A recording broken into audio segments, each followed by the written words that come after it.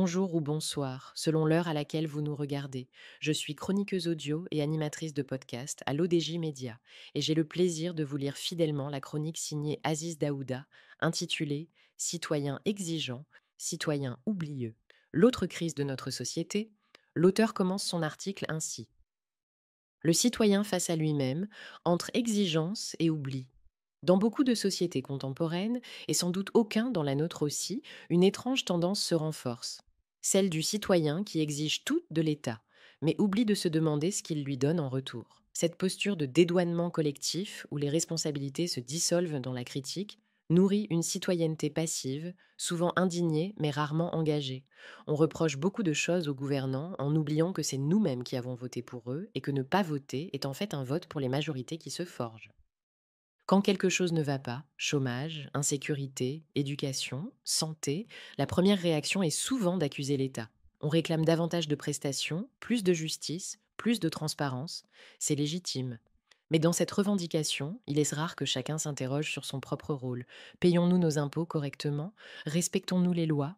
Participons-nous réellement à la vie civique ou préférons-nous laisser les autres faire? Un pays ne se construit pas seulement par les décisions de ceux qui gouvernent, mais par la participation consciente de ses citoyens.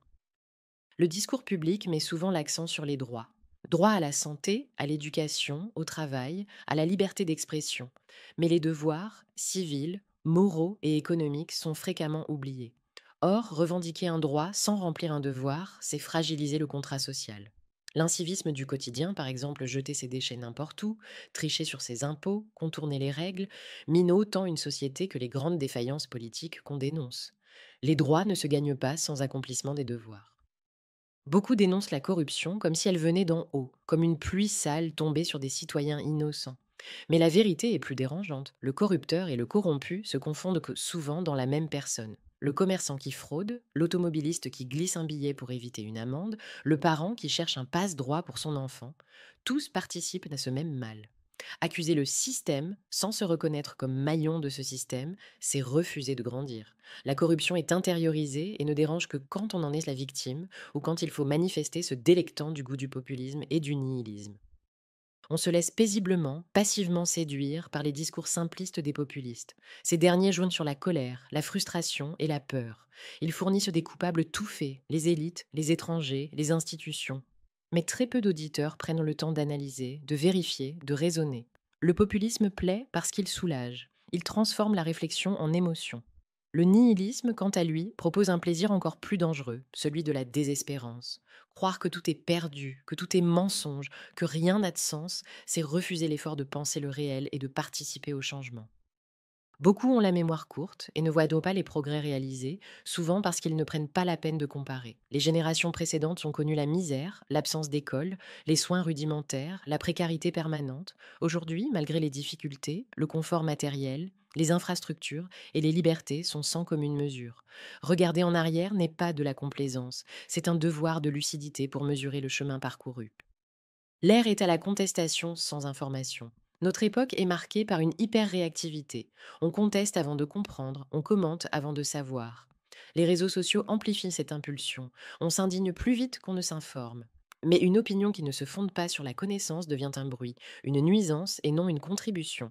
La critique, pour être légitime, doit être éclairée, étayée, vérifiée.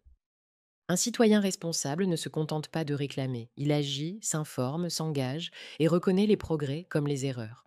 C'est seulement à cette condition qu'une nation peut évoluer sans sombrer dans la plainte stérile. John F. Kennedy n'avait-il pas dit dans son discours d'investiture, le 20 janvier 1961, sa phrase célèbre, devenue une signature autant personnelle que politique: ne demandez pas ce que votre pays peut faire pour vous, demandez ce que vous pouvez faire pour votre pays.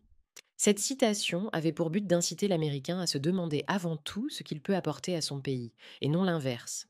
La phrase souligne le devoir civique et la responsabilité personnelle dans le cadre de la nation et est parfaitement transposable chez nous par les temps qui courent.